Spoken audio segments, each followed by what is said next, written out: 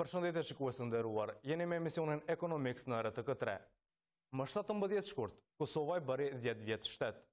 Për këtë, aktivitetet të shumta janë zhvilluar në vend edhe sa i përket ekonomisë. Oda amerikane ka organizuar 10 tyreza me tema të ndryshme ekonomike.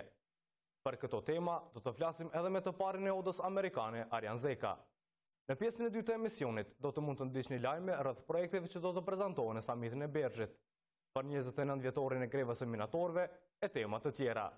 Fillimisht, ndjekim një histori rreth investimeve të huaja direkte në 10 vitet e fundit e më pas kthehemi me bisedën. Në 11 vitet e fundit, në Kosovë ka pasur investime të huaja direkte mbi 3.3 miliard euro. Më së shumti investime ka pasur në vitin 2007, një vit para shpalljes së pavarësisë, 440.7 milion euro, ndërsa më së paku investime ka pasur në vitin 2014 me 151.2 milion euro. Sipas Agjencisë së Investimeve, e cila bazohet në të dhënat e Bankës Qendrore të Kosovës, që nga viti 2008 deri në nëntor 2017, shteti që prin me investime në Kosovë është Gjermania me 499.2 milion euro, pasuar nga Zvicra me 420.7 milion euro, Turqia 382.3 milion, Britania e Madhe me 229.9 milion euro e Austria me 215.3 milion euro. Për këto vjet, investimet më së shumti kanë qenë në patundshmëri, qiradhënie dhe aktivitetet biznesore me 1 miliard e 164 milion euro, në shërbime financiare me 459.5 milion, në ndërtim me 375.5 milion euro e aktivitetet të tjera ekonomike.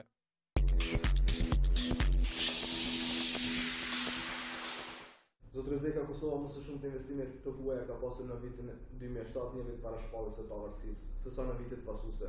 Pse ka ndodhur kjo? Atëherë është e vështirë që të konkludohet, me qenë se asnjëra prej organizatave, as më tepër institucionet cilat kanë ndoshta një përgjegjësi më të madhe edhe ligjore, nuk kanë bërë një analizë mirëfillt se pse ka ndodhur kjo. Ajo çfarë ndoshta në mënyrë hipotetike mund të themi që është arsyeja mbrapa rënies së investimeve pas vitit 2008 e tutje mund ta lidhë me krizën ekonomike globale që pat nisën vitet 2007, pat marrni si them një hap pak më të madh gjatë viteve 2008 e 2009. Megjithatë, ajo çka mund të pastaj të themi prapë që është një pikpyetje e madhe është pse ne nuk arritëm që ta zëjmë hapin me vendet e tjera të rajonit, cilat në vitet në vem kur filluan të shënonin rezultate më të mëdha në tërheqjen e investimeve të huaja, ne nuk e bëm të njëjtën. Po flasim për shembull për shtete shumë të afërta gjeografikisht siç është Serbia, Maqedonia, e besoj edhe Shqipëria, cilat megjithatë kanë pasur një penetrim më të madh të investimeve të huaja në 4-5 vitet e fundit, derisa ne nuk i kemi bërë të njëjtën. Si oda amerikane, çfarë kemi vënë re është që sa herë kemi ndonjë takim ose konferencë ose diku jashtë vendit ose edhe takime thjeshta fare ose me biznese ose me qytetarë në Shtetet e Bashkuara të Amerikës, që është se ata dinë pak për Kosovën. Gjithçka që ata dinë për Kosovën e lidhen me perceptimin që ata kanë për Kosovën si një vend i luftës, edhe kjo është pyetja e parë që ata parashtrojnë. Diçka që ne kemi dështuar të bëjmë 20 vite gati prej përfundimit të luftës në vendin tonë është që të krijojmë një imazh të ri, ata që dinë për imazhin e shteteve, e dinë se është e rëndësishme që të investohet në krijimin e një brendi edhe si i tillë, pastaj natyrisht me qenë se kemi nevojë për investime, fokusi më i madh ishte në mjedisin e të bërit biznesi, i cili themi drejtën ka shënuar progres për gjatë viteve të fundit, edhe nuk është që po e themi ne si asociacionet biznesit, po e ka si them këto reforma tona i ka mirënjohur edhe banka botërore edhe institucione të tjera, edhe kemi vetëm vitin e fundit ne kemi qenë në mesin e top 10 reformatorëve më të mëdhenj në mesin e 190 shteteve anë mban botës, cilat maten ose krahasohen në raportin e Bankës Botërore për të bërit biznes. Por prap investimet të huaja direkte nuk është se po ka në mas të madhe. Thashë, nuk kemi arritur që të krijojmë një brand, investitorët në përgjithësi nuk dinë për Kosovën, nuk dinë që ajo është e hapur për investime, derisa ka pasur ndoshta propagandë goxha negative për shteteve të cilat punojnë shumë për të kundërshtuar afirmimin e Kosovës ndërkombëtarisht. Ne nuk kemi balancuar këtë me një fushat tjetër e cila le anash fushatën negative kundër shtetit tonë, në anën tjetër do të flisnim për çka ofron vendi jonë. Mos flasim vetëm në aspektin e tërheqjes së investimeve të huaja, po edhe në aspektin e tërheqjes së turistëve. Kosova megjithatë ka është një vend atraktiv në aspektin e investimeve, të turizmit, jo vetëm turizmit dimror, por edhe turizmit rural, edhe turizmit historik, me qenë se ne kemi pika të ndryshme arkeologjike, cilat do të ishin atraktive për për turistët nga vendet evropiane edhe vendet e tjera aziatike, amerikane, cilat do të vinë. Krejt këtë aspektin e promovimit të vendit tonë ndërkombëtarisht kemi dështuar. Ne kemi përmend shumë herë si oda amerikane që Ministria e Tregtisë e Industrisë, respektivisht Agencioni për mbështetjen e ndërmarrjeve dhe të investimeve, është dashur që të investojmë më tepër në këtë aspekt. Kjo nuk është dashur asnjëherë të shihet si shpenzim.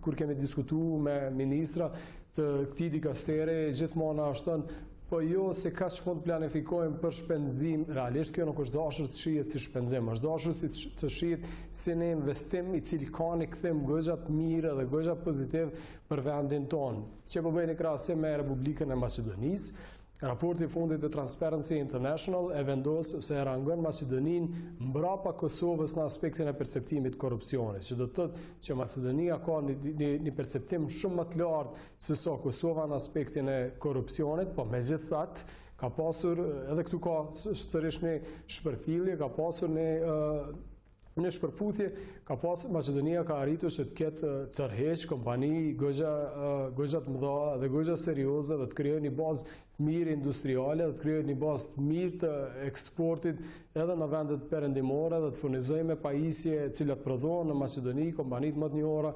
automobilistike botërore.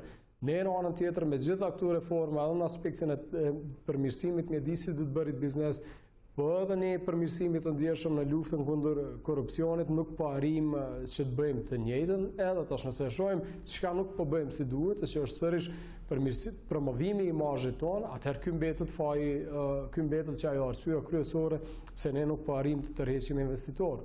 Sipas të dhënave kjesës bazuar në BSK në vitin 2014 ka pasur më së paku investime, në këtë vit kishte një ngërsh politik. Do të thotë që ka një ndërlidhje me stabilitet politik dhe sundim të rëndë dhe ligjit edhe tërheqja investimeve të huaja. Fakturë politike janë fakturë të rëndësishme në mjedisin e jashtëm të operimit të ndërmarrjeve dhe si tilla natyrisht që merren në konsiderat nga ana e bizneseve serioze para se ata të marrin një vendim për të investuar në një vend të caktuar. Shembulli i vitit 2014 është, si them, shembulli më i qartë se çfarë ndikimi ka stabiliteti politik, jo vetëm në tërheqjen e investimeve të huaja direkte, meqense se ju e përmendët që është viti me normën më të ulët të investimeve të huaja, po edhe në aspektin e zhvillimit ekonomik, meqense se viti 2014 pothuajse ka shënuar një prej normave më të ulta të zhvillimit ekonomik në këto 10 vitet e fundit prej kur Kosova ka pasur normë të vazhdueshme pozitive të rritjes. Unë pres që e njëjta të ndodhë pak a shumë kur do që të nxjerrën statistikat edhe për vitin 2017, meqense se edhe viti 2017 si një vit i zgjedhjes me një blokadë dhe pse duk shumë më të shkurtër krahasuar me 2014, po ashtu pres që të ketë një ndikim edhe pse shumë më të vogël në edhe normën e rritjes ekonomike. Kemi bërë thirrje vazhdimisht institucioneve që të jenë më të fokusuara edhe të kenë prioritet më të madh në zhvillimin ekonomik. Dy gjëra këtu duhet të potencohen. Para është që natyrisht gjitha vendet mund të mos jenë imune ndaj destabilizimeve të mundshme politike, pa ajo që ndodh në shtete më normale po e quaj edhe në shtete të zhvilluara është që funksionon aparati teknokratik, Pra niveli më i lartë ministror mund të mos jetë në nivel të detyrës, mund të mos jetë, si të them, mos ketë duart e lira për të marrë vendime, pa e çka ndodhur se aparati poshtë nivelit ministror vazhdon të funksionojë, edhe ajo çka kemi parë, për shembull, edhe gjatë vitit kaluar, realisht kur kemi pasur ndonjë investitor, që ata s'kan pasur këtë të takojnë, me qenë se niveli ministror ka qenë ose në kohë fushate, ose kohë pas fushate, ose në pritje të formimit të institucioneve të reja, po problemi është që as agjencitë e pavarura ose gjysmë pavarura, agjencitë publike nuk kanë pasur duart e lira që takohen me investitorët, nisin ndonjë negociat të mundshme edhe pastaj natyrisht të ketë mundësi më të madhe që ai investim potencial të konkretizohet. Keni organizuar 10 tryeza për nder të ditës së pavarësisë së vendit. Nga këto tryeza është folur shumë edhe për investimet e huaja direkte. Sa janë të mira masat fiskale për investitorët e huaj? Politikat fiskale më në fund, po themi tash prej janarit 2018 tutje, edhe kjo nuk është konkluzion vetëm i imi personal, po rrjedh edhe prej diskutimeve që kemi me bizneset, është se më në fund kanë filluar, më në fund janë barazuar, janë sjellë në një nivel të barabartë me ato që ofrohen në vendet e tjera të rajonit, edhe kjo është për të përshëndetur. Për 10 vitet e kaluara, për 20 vitet prej kur Kosova, si themi, është e çliruar dhe nuk administrohet në farë mënyre prej institucioneve të saja deri diku, po flas për periudhën 99 deri në shpalljen e pavarësisë, po sidomos prej pavarësisë e tutje, politikat fiskale kanë qenë jashtëzakonisht të gabuara dhe kanë sjellë një dëm goxha të madh në ekonominë e vendit dhe kanë pamundsuar fuqizimin e sektorit privat, ose më mirë theme nuk kanë mundsuar fuqizimin e asaj që do të ishte baza për zhvillimin e një ekonomie të qëndrueshme, e që do të ishte prodhimtaria. Pra, baza industriale realisht është pamundsu gjatë gjitha këtyre 19 viteve për shkak të politikave të gabuara fiskale, fillimisht të implementuara nga administrata e UNMIK-ut, e fatkeqësisht të mos, si them, pa ndërhyrje edhe gjatë viteve 2008 deri në vitet e fundit. Këtu ka pas disa masa cilat janë ndërmarrë, për cilat nuk kanë qenë mjaftueshme ose kanë qenë selektive. Në vitin 2013, në 2009 institucionet e zbresin normën e tatimit të ardhura korporata nga 20 në 10%, e vendosin Kosovën në një farë harte si them më të krahasueshme me vendet e rajonit, spaku në aspektin e tatimit në fitim. Viti 2013 sjell një farë ligji për mallrat e liruara nga detyrimet doganore. Fokusi kryesor i ligjit është dashur të jetë në mbështetjen e sektorit të prodhimtarisë, qenë se nuk është befasues sepse kemi një deficit lartë tregtar, me qenë se gjithmonë për ndërmarrësit ka qenë më inkurajuese edhe më arsyeshme në aspektin e profitit që të merren me tregti se sa të merren me prodhim. Edhe pastaj ajo listë në kuadër të ligjit për mallrat e liruara nga detyrimet doganore, goxha selektive, disa prej artikujve madje ne patëm kontestuar dhe patëm thënë po këto as nuk gjenë zbatim në industritë tona prodhuese, më tepër është bë, si them, një ligj i cili e bën institucionet të duken mirë para publikut, gjëja se po bëjnë diçka, po efektet e saj në realitet kanë qenë goxha të mangëta. Kjo reformë ka vazhduar në vitin 2014, në 2015, për gjithmonë me masat kufizuara. Paramendoni sikur këto masat, cilat tashmë si them ndër vite janë implementuar nga viti 2013 e deri të fundit vendimi i shtatorit vitit kaluar i qeverisë për masat që kanë hyrë fuqi këtë janar, nëse gjitha do të ishin marrë në vitin 2008 ose 2009, efektet në ekonominë tonë do të ishin shumë më të mëdha, tashmë është konfirmuar edhe prej zyrtarëve të Ministrisë Financave që masat fiskale të cilat kanë hyrë fuqi në vitin 2015 kanë gjeneruar efekte shumë më të mëdha pozitive se sa që kanë mundur të kenë ndonjë impakt negativ në të hyrat e buxhetit. Kjo është diçka që ne kemi thënë gjatë tërë kohës, po jemi të vetëdijshëm që çfarë do kufizimi, çfarë do lirimi doganor cilin ju do ta bëni, tash do të ketë ndikim në buxhetin e vendit në periudhë afat shkurtër, Po në periudhë shumë të shpejt, pra në periudhë dhe afatmesme, ndikimet do të jenë shumë më pozitive, do të jenë shumë më të mëdha për shkak se do të rritën aktivitetet ekonomike, prodhuesit do të kenë si them para cilat do të mund të vendosin në projekte ose ide treja të biznesit, do të krijojnë vende treja të punës, do të zëvendësohet një pjesë e importeve, do të rritë, do të krijohet mundësia që të kemi edhe eksporte prej këtij vendi, edhe tyrat për buxhetin do të kthehen, do të stabilizohen, sërish që edhe ka ndodhur, edhe kjo është konfirmuar tash edhe prej zyrtarëve të administratës tatimore të Kosovës. Përgjithësi po mungon një vizion i zyrtarëve më të lartë të institucioneve që të mendojnë për te mandatit tyre qeverisës. Mendojnë për te mandatit tyre qeverisës. E që kemi pas gjithmonë, jo vetëm me këtë qeveri, edhe me qeverit e kaluara shqiptare që flitet ndoshta për vendime populiste. Mesin e tyre janë ato për rritjen e pagave, gatishmëria për të vepruar është goxha e madhe, goxha e shpejtë, pra dinamika është shumë e shpejtë. Sa flitet për vendime të cilat nuk janë shumë populiste, ndihmojnë biznesin, periudha fatgjatë, kanë ndikime edhe për ekonominë, edhe për mirëqenien e qytetarëve, aty dinamizmi është pak më i ngadalshëm, edhe ka një ngurim pak më të madh për të marrë vendime, me qenë se në fund vitit, kurdo që prezantohen raportet që për mbledhjet e hyrave, ata mund të mos duken shumë mirë para publikut. Ministri Hamza gjatë javës që lëm pas, njëftoi se do të merret vendimi për lirimin prej tatimit të doganës për pjesët rezervë, një gjë shumë e kërkuar nga bizneset edhe në tretën e organizuar nga jo, si dhe do tolerohen prej pagesës së tatimit të doganës të gjitha pajisjet e IT-s. A janë të mjaftueshme këto dhe thatë edhe më herët që po afrohemi me këto masat e fundit me vendet e rajonit? A jemi për një mend tani në një linjë ose në një rang me vendet e rajonit sa i përket masave fiskale? Thash, ndoshta jo më larg se në diskutim që pata dje me disa prej bizneseve prodhuese, po e shoh që është kthy entuziazmi goxha i madh te ta, janë mendjenja shumë më pozitive se që kanë qenë ndoshta para 3-4 viteve, nëse bëjmë një krahasim të tillë kohor, lirimi i pajisjeve, pjesëve rezervë është shumë i rëndësishëm, nuk e di pse nuk ka ndodhur në momentin kur janë liru makineritë dhe teknologjia, me qenë se pajisjet rezervë shkojnë krah për krah ose janë pjesë domosdoshme e funksionimit të makinerive edhe mirëmbajtjes së rregullt të tyre. Ne kemi potencuar, realisht na është thënë në dhjetor të vitit kaluar nga zyrtarët e Ministrisë Financave që kjo gjithsesi është e përfshirë brenda vendimit, pas hyrjes së tij në fuqi, nga zyrtarët e doganës që megjithatë të njëjtat nuk janë të liruara nga detyrimet doganore, po nëse vendimi plotësohet edhe plotësohet në kohë më të shpejt, atëherë që është për të mirë pritur.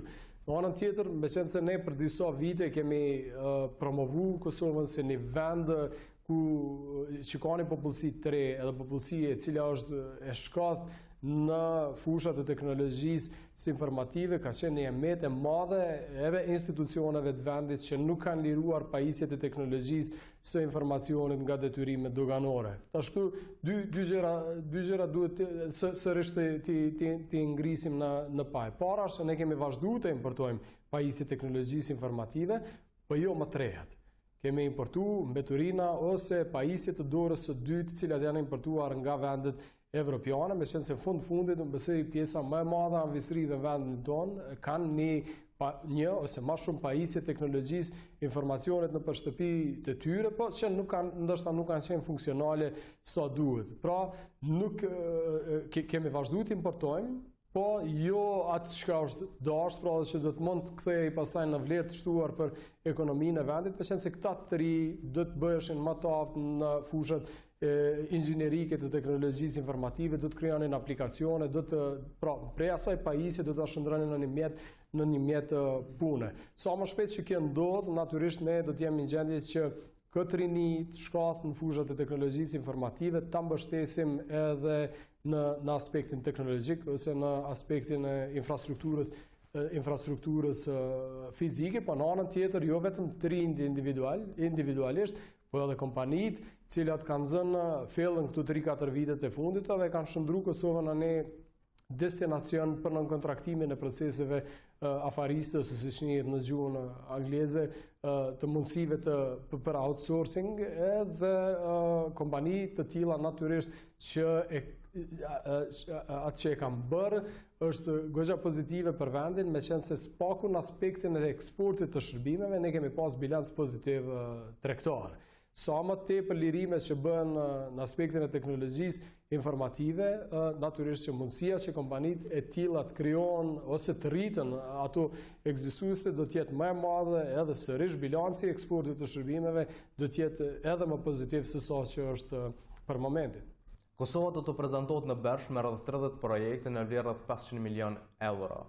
A mendoni se do të jetë pozitive përgjigjja e Bershit ndaj këtyre projekteve?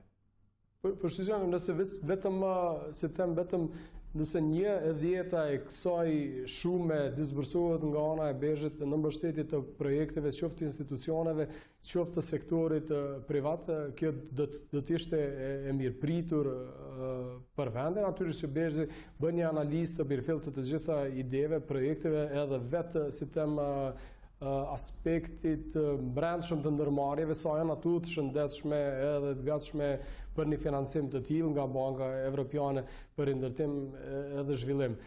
Kështu është përveç si them infuzionit financiar, përveç financimit direkt monetar, për shprehjem kështu, nga ana e Bershit e mira, tjetër është që Bershi analizon edhe qeverisjen e brendshme korporative edhe këtu elemente të cilat u kanë munguar ndërmarrjeve tona për të funksionuar tamam si ndërmarrje të shëndoshta për të qenë si them të gatshme edhe për financim ndërkombëtar edhe për financim të jashtëm, po edhe në anën tjetër të jenë ndoshta të gatshme edhe për investime të tjera nga ana e kompanive ndërkombëtare. Edhe ky është ai aspekt tjetër pozitiv i cili vije bashkë me financimin nga ana e Bershit, kështu që nuk e di cilat janë idetë ose cilat janë propozimet konkrete, cilat do të propozohen në Bersh, megjithatë shumë pozitivitet prej këtij bashkëpunimi. Një çështje të diskutuar kohëve të fundit ka qenë ajo rritja e pagës minimale në vend. Ju keni qenë kundër kësaj rritje. Pse keni qenë kundër? Atëherë, shumë mirë që ka një mundësi tjetër për ta sqaruar edhe më mirë para publikut këtë qëndrim të udhës ekonomike amerikane. Para, ne realisht nuk besojmë që ka ndonjëri prej antarëve tanë, prej 200 kompanive antare cilat paguajnë pagën minimale për momentin, ose cilat do të paguanin edhe pagën e re minimale të propozuar në shumë prej 250 eurove. Ne mendojmë që antarët tanë paguajnë paga brutë më të larta se sa që është kjo shumë e propozuar. Arsyeja pse ne kemi kundërshtuar ngritjen e pagës minimale është për shkak se ajo është e lidhur me kompenzimin për veteranët. Ligji për veteranët e thotë qartësi që kompenzimi për veteranët nuk mund të jetë më i ulët se sa që është paga minimale në vend. Kjo do të ketë implikime të tjera buxhetore, edhe ashtu Kosova shpenzon mjaft shumë në aspektin e si them kompenzimeve për kategori të ndryshme sociale, po që se kjo do të ndodhte, atëherë natyrisht që bara mbi buxhetin e vendit, rrjedhimisht me qenë se buxheti mbushet prej bizneseve në masën më të madhe, bara përfundimisht do të binte mbi bizneset, për shkak se do të rritej ngarkesa mbi institucionet tatimblesëse, në këtë rast administratën tatimore të Kosovës edhe doganën e vendit. Baza e tatim paguesve është goxha e vogël. Kosova ka kapacitetet kufizuara për luftimin e ekonomisë jo formale, edhe këta tatim pagues ekzistues do të përballeshin me presion të shtuar, e ky presion i shtuar do të reflektojë edhe me rritjet mundshme të normave tatimore. Paramendojeni një situatë kur Kosova do të detyrojë të rrisë normat e saj tatimore, edhe ashtu nuk po ja dalim me sukses në të rrisjen e investimeve tuaja direkte, edhe me gjitha këto të mira që i kemi brenda ofertës tonë, e sikur kjo të rritej edhe sikur normat tatimore të rriteshin edhe të bëheshin një konkurruese. A keni komunikuar me Ministrin e Punës, për shkak se pikërisht për emisionin Ekonomiks, Ministri i Punës ka thënë se rritja e pagës minimale nuk do të ketë implikime në skemat pensionale. Ministri, kemi pas një kontakt ju për pagën minimale, po për aspekte të tjera, po Ministria Financave ka nxjerrë një komunikat në cilën e ka konfirmuar pikërisht këtë që po e thotë Oda Ekonomike Amerikane. Fondi Monetar Ndërkombëtar, po ashtu zyra e saj në Kosovë me një komunikat ka konfirmuar këtë që e ka thënë Oda Ekonomike Amerikane, se çfarë do rritje e pagës minimale, po edhe nivelit të pagave do të kishte efekte rënduese mbi sektorin privat. Nëse kjo çështje qartësohet dhe nuk do të ketë implikime në skemat pensionale, nuk jeni kundër rritjes së pagës minimale. Unë thash, antarësinë tonë kjo rritje e mundshme nuk e prek as pak, kështu që nuk kemi ndonjë arsye tjetër për të kundërshtuar, derisa partnerët social brenda Këshillit Ekonomik Social kanë bërë analizë mirëfillte dhe kanë ardhur deri te një përfundim për një nivel tillë. Po ashtu dhe për sigurinë shëndetësore keni qenë kundër. Pse? Arsyeja ka qenë se Ministria e Shëndetësisë ka dashur të bëjë diçka që është në kundërshtim me parimet e ekonomisë tregut. Ata kanë dashur që të fillojnë me mbledhjen e premiumeve për sigurimet shëndetësore pa ofruar shërbime të sigurimeve shëndetësore në anën tjetër. Aspekti i dytë, pse ne kemi kundërshtuar ligjin për sigurime shëndetësore, edhe ta kemi qartë, ligji ka qenë goxha i mirë, po udhëzimet administrative të përgatitura nga ana e Ministrisë së Shëndetësisë kanë qenë në kundërshtim me ligjin bazik, pra me ligjin për sigurime shëndetësore. Ministria e Shëndetësisë ka paralajmëruar që të gjitha shërbimet shëndetësore të cilat ofrohen për institucione publike do të mbulohen me këtë policë të sigurimit shëndetësor publik.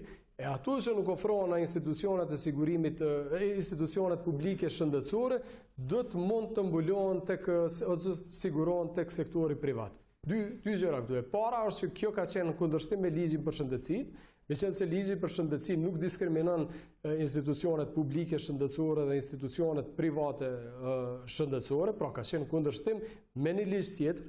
Edhe e dyta është realisht gjitha shërbimet mjekësore ofrohen në sektorin publik shëndetësor. Po ju duhet futeni në listë, ose ne të gjithë duhet futemi në listë të pritjes. Paramendojeni nëse kemi një urgjencë për vendosjen e një stende, ose kemi një problem me zemër, i cili duhet zgjidhet brenda javës, po ju duhet lajmëroni në sektorin, në institucionin publik shëndetësor, të futeni në listën e pritjes 6-7 muaj, derisa ne të vim në rend për ndërhyrje ose për intervenim mjekësor, 6-7 muaj në një rast urgjence mund të jenë shumë të vonë. Çfarë i bie kjo? Që ne si qytetarë ose si të punësuar paguajmë për sigurimin shëndetësor, cilin mund edhe të mos e shfrytëzojmë fare, për shkak se Ministria e Shëndetësisë realisht nuk është e aftë që të planifikoj si duhet edhe nuk është e aftë ju ofrojnë një shërbim shëndetësor qytetarëve cilët kontribuojnë në fondin e sigurimit shëndetësor. Duhet krijohet lista e çmimeve, edhe pastaj qytetari duke e ditur, ose i punësuari, ose i siguruari duke e ditur se sa mbulohet në institucionin publike dhe sa mbulohet sektorin privat, ketë mundësi në zgjedhjes. Pra me këtë çfarë është tani ligji, vazhdoni të jeni kundër. Realisht tashmë është shtyrë nga ana e qeverisë për një kohë të pacaktuar, duhet zgjidhet baza, duhet qartësohet baza ligjore, edhe pasi qartësohet baza ligjore, sidomos ajo sekondare, nuk ka asnjë arsye. Ne realisht kemi kërkuar në qendrimin ton, që kjo e kemi cekën qendrimin ton, që ofrimi i sigurimit shëndetësor është gjë mos e nevojshme, mos e elementare për të punësuarit në këtë vend, ama jo që kjo të shndrohet edhe në një tatim tjetër i cili do të përfundonte pse jo edhe në asfalt ose në një investim tjetër i cili nuk mbulon, pra nuk ofron policë të sigurimit shëndetësor për qytetarët. Zotër Zeka, faleminderit shumë për kohën tuaj. Faleminderit shumë edhe juve.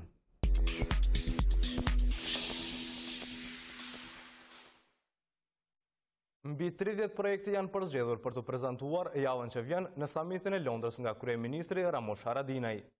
Samiti do të bëjë bashkë 6 kryeministrat e Ballkanit Perëndimor me ftesë të Bankës Evropiane për rindërtim dhe zhvillim. Kryeministri theksoi se për disa muaj është punuar me të gjithë aktorët nga sektori privat dhe publik që të zgjidhen projektet më të mira, më të nevojshme për të prezantuar në samit. Këto projekte kalojnë vlerën e 500 milion eurove, thuhet në njoftim. Viti 2018 do të jetë viti trepçës. Kështu deklaroi kryeministri Ramush Haradinaj në vizitën që u bëri minatorëve në Mitrovic. Duke rikujtuar sakrificën e tyre në greven e 29 vjetëve më parë, kreu i ekzekutivit tha se ka ardhur koha që trepça të ndryshojë. Minatorët thanë se kjo është koha e fundit që në Trepçë të veprohet. Vit i trepçës. Me këtë moto kryeministri Ramush Haradinaj u premtoi minatorëve se si vjet kompleksi më i madh industrial i vendit do ta nisë zhvillimin. Në nisjen e javës së minatorëve, Haradinaj tha se 29 vjet më parë, minatorët lëkundën skenën politike me greven e tyre. Kur se veli zhvillimet në Trepçe janë lidhur me tema tjera, politike etnike. Do t'i menaxhojmë me kujdes të gjitha. Kur ne dëshirojmë që pati ynë, mira jonë, suksesi jonë, rrita jonë me qenë fatkeqësi për tjerë. Shqiptarët nuk janë të tillë si popull. Nuk është fare aktivizimi i Trepçës si dedikuar kundër askujt, po për gjithë. Ata që janë gatshëm sot me një shpunë me ne, i falenderojmë, por ne duhet niqem, nuk mund të presim pa kufi. Kurdo që do të na bashkohen për rrugë, që të gjithë, me këtë vizion për zhvillimin e Trepçës, për aktivizimin e resurseve, do t'i mirëpresim. Menaxheri i Trepçës, Ahmet Mava, kërkoi që të fillojë një epokë të re zhvillimore për Trepçën. Trepça nuk është vetëm një nocion i thjeshtë ekonomik. Trepça është sinonim i zhvillimit, sakrificës, shpresës, përparimit dhe shëndëtimit të idealit kombëtar. Kryetari i Mitrovicës, Agim Bahtiri, tha se do të jetë me minatorët në çdo kohë. Nderuari kryeministër e di që ki vështirësi, sepse ai bord i përcakton se të jenë edhe 3 sërbët, sepse Trepça nuk pret më. Ne jemi çdo herë mi respektuar pakicat, por asnjëherë nuk do të lejojmë që dikush ta bllokon sistemin për vendimarrje matutje për Trepçën. Këtë radhë minatorët paralajmëruan qeverinë se do të hyjnë në grevë nëse nuk plotësohen kushtet e tyre. Prodhimi dhe menaxhimi nuk kanë qenë kur ma keq dhe ma dot.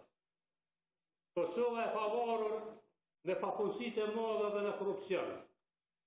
Në Kosovë ende ka përparësi udhëheqësit dhe burrët të ndërmarrjeve të jenë pjesë e politikës, se sa një profesionist i dëshmuar. Ligji për Trepçën i miratuar 16 muaj më parë ende nuk ka nisur të zbatohet plotësisht. Trepça nuk është regjistruar dhe shndruar në ndërmarrje publike, e po ashtu nuk janë zgjedhur organet drejtuese. Edhe kryetari i kuvendit, Kadri Veseli, përmes një mesazhi në Facebook, ka kujtuar porosinë e minatorëve se Kosova nuk nështrohet dhe se rruga për pavarësi është e pakthyeshme. Këto komente i pari i kuvendit i bëri me rastin e përkujtimit të grevës së urisë të mbajtur nga minatorët për ta mbrojtur Kosovën nga regjimi i Miloševićit. Atë kohë në grevë kishin hyrë rreth 1300 minatorë. Është nënshkruar në Bruksel marrëveshja për sigurime sociale ndërmjet Belgjikës dhe Kosovës. Marrëveshja përfshin lehtësimin e procedurave për përfitime sociale të qytetarëve kosovar, të cilët kanë punuar dhe punojnë në Belgjikë, dhe qytetarëve belg që kanë punuar apo edhe do të punojnë në Kosovë. Ministri i Punës dhe Mirëqenies Sociale Skender Qica dhe homologja e tij belge De Blok nënshkruan marrëveshjen për çështjen e sigurimeve shëndetësore. Marrëveshja cilësohet e një rëndësie të veçantë për qytetarët kosovar që punojnë në Belgjikë dhe atyre belg që mund të punojnë në Kosovë. Ne sapo kemi nënshkruar marrëveshjen e parë ndërshtetërore për sigurimet sociale ndërmjet Republikës Kosovës dhe Mbretërisë së Belgjikës. Dhe kjo na bën ne të lumtur sepse kjo marrëveshje po nënshkruhet në radhë parë në kryeqytetin e Europës në Bruksel dhe në radhë të dytë domon po nënshkruhet me një shtet mik siç e quajmë ne në Kosovë me Belgjikën dhe kjo na bën ne të lumtur sepse është insistimi ynë që ne të bëjmë më të lehtë gjithë qytetarët të Kosovës që të gjitha përfitimet të cilat burojnë nga legjislacionet e shteteve respektive t'i gëzojnë sa më lehtë. Ministra belge De Blok tha se është kënaqësi që marrëveshja po nënshkruhet në atmosferë festive të 10 vjetorit të pavarësisë së Kosovës.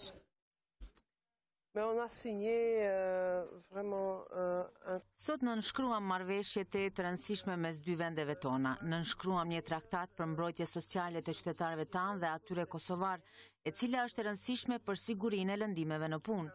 Duhet kujtuar se ne jemi ndër vendet e para që e kemi njohur pavarësinë e Kosovës dhe kështu tani japim rëndësi sigurimeve sociale mes shteteve tona mike.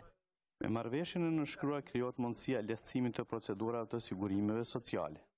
Me shënimin jubileut të parë të pavarësisë së Kosovës vijnë rezultatet e para. Këtu në Bruksel u nënshkrua marrëveshja për çështje sociale mes Ministrisë së Punës dhe Mirëqenies Sociale dhe Ministrisë Homologe të Shtetit të Belgjikës. Këtu ishte edhe ministri Skender Qica i cili nënshkroi këtë marrëveshje. Shikues të nderuar, kaq kishim për këtë edicion. Ju faleminderit që na ndoqët, mirëmbëjtje.